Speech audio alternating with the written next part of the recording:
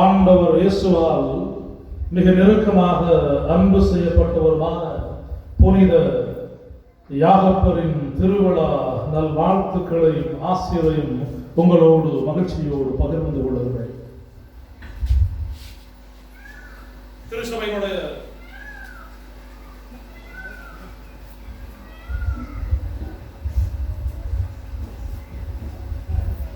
திருச்சபையினுடைய தலை சிறந்த கத்தோலிக்க விசுவாசிகளால் பெரிதும் அன்பு செய்யப்படுகின்ற ஒரு அற்புதமான புனிதரை எம்முடைய மன்னார் மறை மாவட்டத்தினுடைய மிக பழமை வாய்ந்த ஆலயங்களில் ஒன்றாகிய இந்த கட்டுக்காரன் குடியிருப்பு ஆலயத்திலே அவர் குடிகொண்டு எழுந்திருக்கின்ற பொழுது அந்த புனிதரை எம்முடைய பாதுகாவலராக கொண்டு அவருக்கு நாங்கள் இன்று விழா எடுத்து மகிழ்ந்து கொண்டிருக்கிறோம். நாங்கள் இந்த ஐரோப்பிய வாழ் கத்தோலிக்க மக்களை பார்த்தோம் என்று சொன்னால் அவர்களை பொறுத்த மட்டிலே அவர்களுக்கு மூன்றாவது மிகப்பெரிய ஒரு புனித நகரம் எது என்று சொன்னால் அது ஸ்பெயின் நாட்டில் இருக்கக்கூடிய கொம்போஸ்டெல்லா என்று சொல்லப்படக்கூடிய ஒரு நகரமாக இருக்கிறது. கொம்போஸ்டெல்லா என்றால் என்ன பொருள் என்று சொன்னால் அது நட்சத்திரங்களின் நிலம் என்று அழைக்கப்படுகின்றது. ஸ்டெல்லா என்று சொன்னால் நட்சத்திரம், கொம்போ அல்லது காம்போ என்று சொன்னால் அது நிலம். ஆகவே இது நட்சத்திரங்களின் நிலம் என்று அழைக்கப்படுகின்றது. ஏனைய இரண்டு முக்கியமான முதல் இரண்டு புனித நகரங்களும் எவை என்று சொன்னால் ஒன்று எருசலேம் புனித நகரம், இரண்டாவது ரோமை வத்திக்கான் புனித நகரமாக இருக்கிறது. ஆகவே இந்த ஐரோப்பிய வாழ் கத்தோலிக்க விசுவாசிகளுக்கு இந்த ஸ்பெயின் நாட்டில் இருக்கக்கூடிய கொம்போஸ்டெல்லா என்பது மிக மிக உயர்வான ஒரு புனித நகரமாக இருந்து கொண்டிருக்கிறது.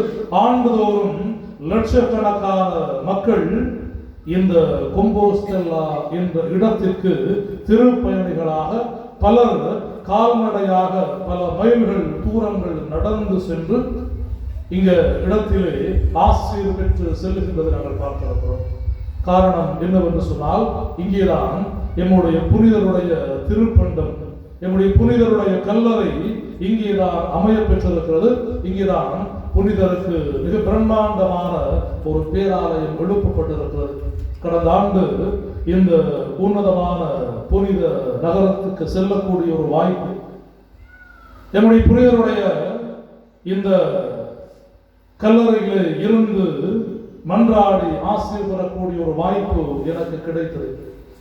ஒரு பிரம்மாண்டமான பல லட்சக்கணக்கான மக்கள் ஆண்டுதோறும் அந்த இடத்திற்கு வருகை தந்து நல்ல விசுவாசத்தோடு அவர்கள் முழங்கால் படியிட்டு மன்றாடி பல மைல்கள் தூரம் நடந்து சென்று பாத யாத்திரையாக வந்து மிகப்பெரிய ஒரு வணக்கத்தை செலுத்தி பல ஆசீர்வாதங்களை பெற்று செல்லக்கூடிய ஒரு அற்புதமான ஒரு புனித ஸ்தலமாக எங்களுடைய ஐரோப்பிய நாட்டிலே இருக்கக்கூடியதை நாங்கள் பார்க்கிறோம். பிரியமானவர்களே, இவருடைய வாழ்வை நாங்கள் சற்று பார்த்தோம் என்று சொன்னால் திருத்தூதர் யோவானுடைய சகோதரரான இவர் பெரிய யாக்கோபு என்று அழைக்கப்படுகின்றதை நாங்கள் பார்க்கிறோம். ஆண்டவர் இயேசுவால் முதலாக அந்திரேயா அழைக்கப்படுகிறார். அதைத் தொடர்ந்து சீமோன் பேதுரு அழைக்கப்படுகிறார்.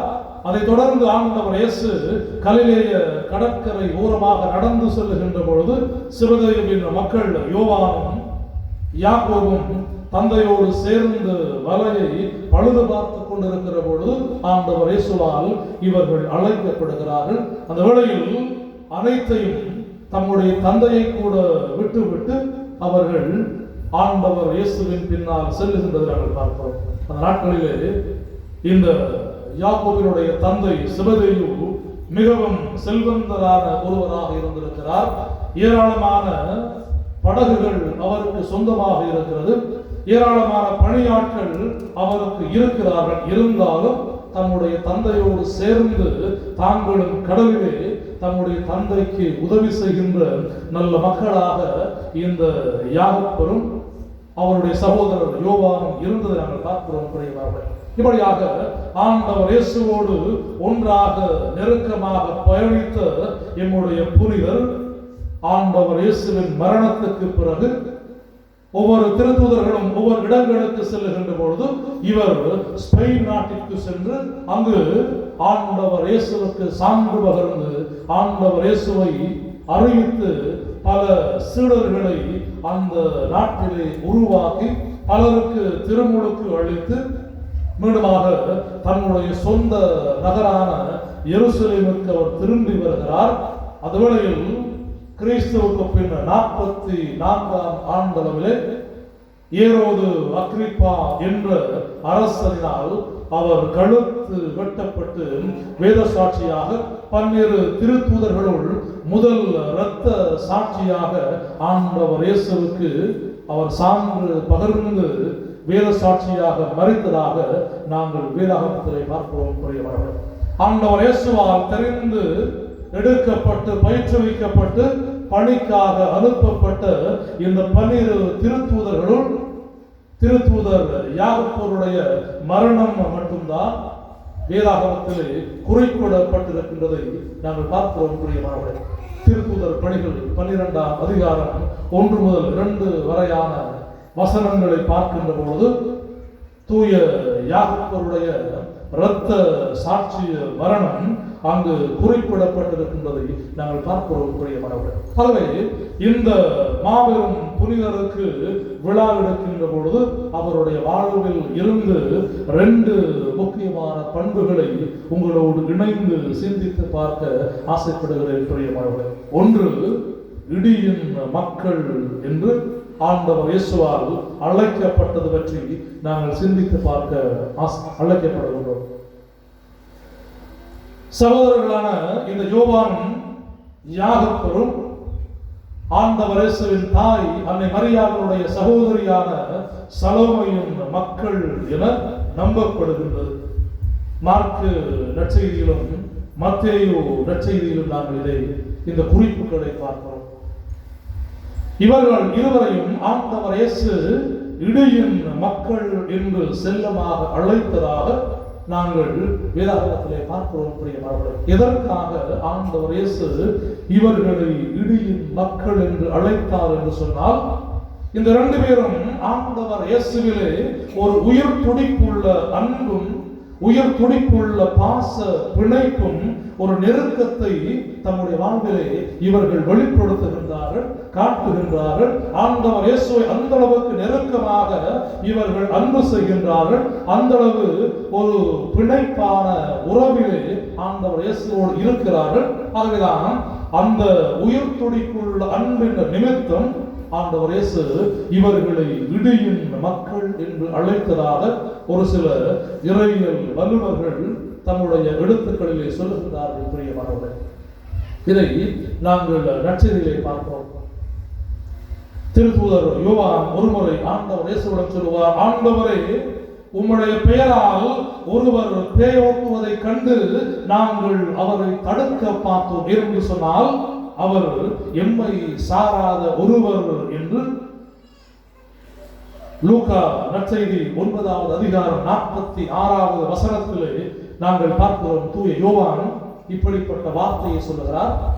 லூக்கா 9ஆம் அதிகாரம் 56வது வசனத்தை பார்த்தோம் என்று சொன்னால், ஆண்டவர் இயேசு தன்னுடைய திருத்தூதர்களோடு எருசலேம் நோக்கி அவர் பயணித்துக் கொண்டிருக்கிற வேளையிலே ஒரு சமாரியருடைய ஊருக்கு அதன் வழியாக செல்லுகின்ற பொழுது அந்த சமாரியர் ஆண்டவர் இயேசு தன்னுடைய சீடரோடு எருசலேம் செல்லுகின்ற நோக்கத்தோடு செல்லுகின்றபடியினால் அவரை ஏற்றுக்கொள்ள அவர்கள் மறுக்கிறார்கள். ஆண்டவர் இயேசுவையும் அவருடைய சீடரையும் புறக்கணிக்கிறார்கள். அந்த வேளையில் இவர்கள் ஆண்டவர் இயேசுவை ஏற்றுக்கொள்ளவில்லை, புறக்கணித்து விட்டார்களே என்று கோபம் கொண்ட ஆத்திரம் கொண்ட இந்த யாகப்பர் ஆண்டவர் இயேசுவை பார்த்து கேட்பார், போதகரே, ஆண்டவரே, வானத்தில் இருந்து நெருப்பு இறங்கி வந்து இவர்களை முழுவதுமாக அழிக்கட்டுமா? இது உமக்கு விருப்பமா என்று அவர் ஆண்டவர் இயேசுவை பார்த்து கேட்டதை நாங்கள் பார்க்கிறோம் பிரியமானவர்களே. என்று சொன்னால் ஆண்டவர் இயேசுவை இந்த மக்கள் ஏற்றுக்கொள்ளவில்லை, ஆண்டவர் இயேசுவை இவர்கள் புறக்கணித்து விட்டார்கள். அதை சற்றும் ஏற்றுக்கொள்ள முடியாத, தாங்கிக் கொள்ள முடியாத ஆண்டவர் இயேசு மீது ஒரு உயிர் துடிப்புள்ள அன்பும் ஒரு பாச பிணைப்பும் கொண்ட என்னுடைய புனிதரால் அந்த நிகழ்ச்சியை ஏற்றுக்கொள்ள முடியவில்லை. ஆகவே அவர் ஆண்டவர் இயேசுவின் தூதராக இருந்தாலும் கூட அந்த இடத்திலே அதிகம் கோபப்பட்டவராக அந்த மக்களையே, அந்த கிராமத்தையே அழித்து விடுவோமா என்று ஆண்டவர் இயேசுவை பார்த்து அவர் உடனடியாக கேட்கின்ற பொழுது ஆண்டவர் இயேசு அவரை கடிந்து கொண்டதை நாங்கள் பார்க்கிறோம் பிரியமானவர்களே.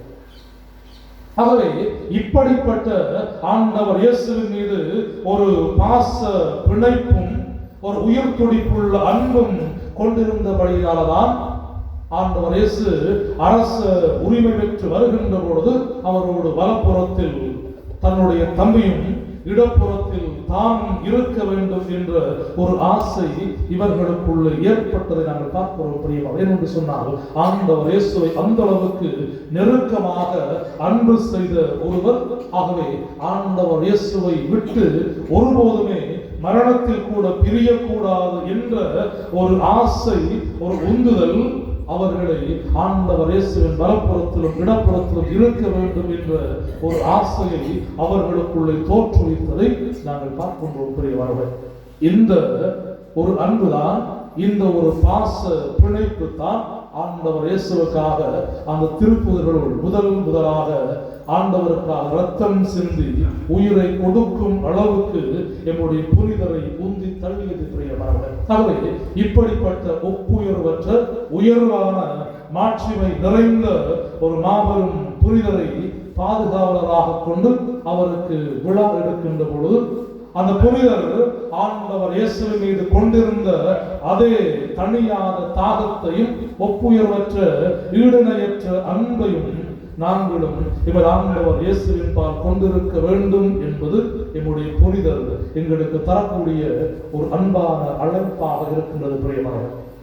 இரண்டாவதாக நாங்கள் பார்ப்போம் என்று சொன்னால் இவ்விருவரும் ஆண்டவர் இயேசுவின் மீது கொண்டிருந்த ஒரு ஆழமான உறவை நாங்கள் பார்க்கிறோம். ஆண்டவர் இயேசுவின் வாழ்வை பார்த்தோம் என்று சொன்னால் அவர் தன்னை பின்பற்றிய பலரில் இருந்து சிலரை 12 பேரை தன்னுடைய சீடர்களாக தெரிந்து கொள்ளுகிறார்.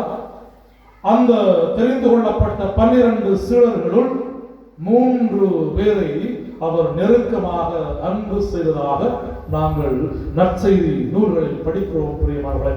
இந்த 3 பேரையும் அவர் நெருக்கமாக அன்பு செய்கின்றார். தன்னுடைய முக்கியமான எல்லா நேரங்களிலும் இந்த 3 சீடர்களை மட்டும்தான் அவர் தன்னோடு வைத்திருந்ததை நாங்கள் பார்க்கிறோம். ஒன்று, ஆண்டவர் இயேசு யாயிரின் மகளை உயிர்த்தல செய்கின்ற பொழுது அந்த மக்கள் அழுது அங்கலாய்த்துக் கொண்டிருக்கிற பொழுது ஆண்டவர் இயேசு தன்னுடைய நெருக்கமான அன்பு செய்த அந்த சீடர்களாகிய பேதுருவையும் யோவானையும் யாக்கோப்பையும் மட்டும்தான் அழைத்து செல்கிறார். ஆண்டவர் இயேசு தபோர் மலையிலே உருமாற்றம் பெற்ற நிகழ்வின் பொழுதும் இந்த 3 சீடரை மட்டும்தான் தன்னோடு வைத்துக் கொண்டிருக்கிறார். ஆண்டவர் இயேசு எஸ்தமனையிலே அவர் இரத்த வியர்வை சிந்தி தந்தையிடம் வேண்டிக் கொண்டிருக்கக்கூடிய அந்த சந்தர்ப்பத்தில் கூட இந்த 3 சீடர்களை மட்டும்தான் அவர் தன்னோடு அழைத்துக் கொண்டு போவதை நாங்கள் பார்க்கிறோம். ஆண்டவர் இயேசுவால் மிகவும் நெருக்கமாக அன்பு செய்யப்பட்ட நம்பப்பட்ட 3 முக்கிய சீடர்களுள் ஒருவராக நம்முடைய புனிதர் இருக்கின்றதை நாங்கள் பார்க்கிறோம். ஆண்டவர் இயேசுவின் இந்த நெருக்கமான அன்பை ஒரு பாராபட்சமான அன்பாக அல்லது ஒருதலை பட்சமான அன்பாக நாங்கள் பார்க்க முடியாது. மாறாக இது ஆண்டவர் இயேசுவுடனான ஒரு ஆழமான உறவின் வெளிப்பாடாக இருக்கின்றதை நாங்கள் பார்க்கிறோம்.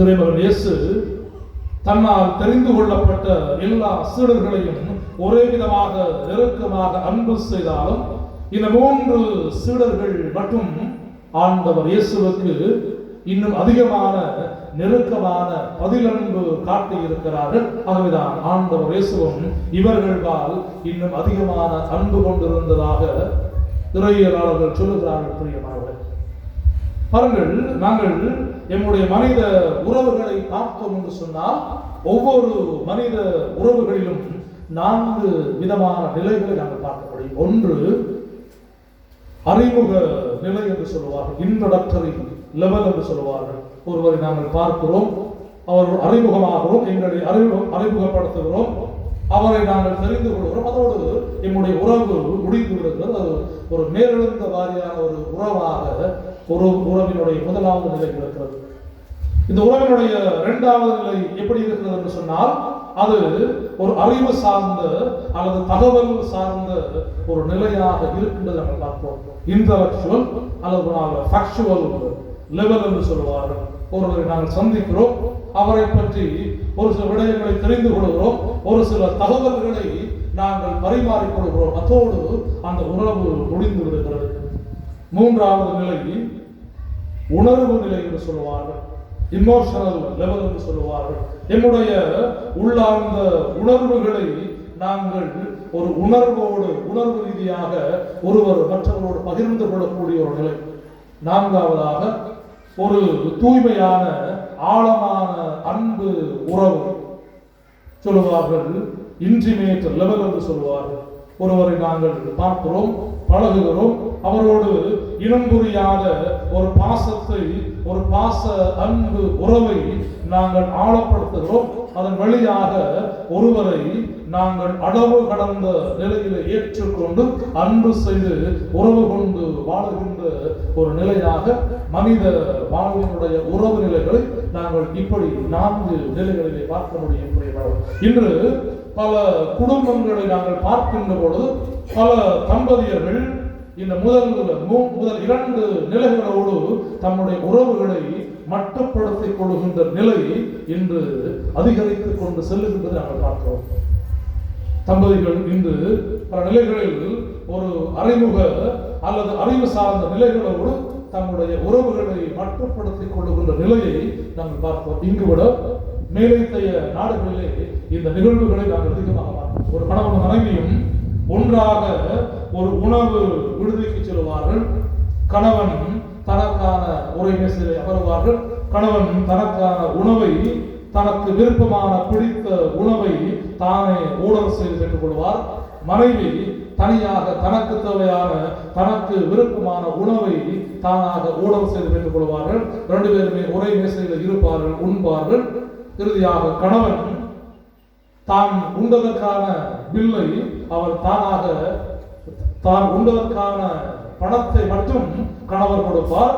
மனைவி தான் உண்டதற்கான பில்லை மட்டும் கொடுத்து விட்டு அவர்கள் ஒன்றாக காரில் ஏறி சென்று விடுவார். இது இன்று பல மேற்கத்தைய நாடுகளிலே இயல்பாக நடக்கின்ற ஒரு நிகழ்வாக மாறிப்போகிறது. கணவன் மனைவி, ஆனால் இருவரும் தனித்தனியாக ஒரு வாழ்வை வாழ்ந்து செல்லுகின்ற நிலையை நாங்கள் பார்க்கிறோம். இது இந்த முதல் 2 நிலைகளுக்குள்ளும் வருகின்ற ஒரு நிலையாக இருக்கிறது. அங்கே வெறுமனே தகவல் மட்டும்தான் பரிமாறப்படுகின்றதை ஒழிய ஒருபோதும் அவர்களுக்கிடையிலான உணர்வு பரிமாற்றம் என்பது அங்கு நடைபெறாத ஒரு நிலையை இன்று பல மேற்கத்தைய நாடுகள் சந்திக்கின்றது.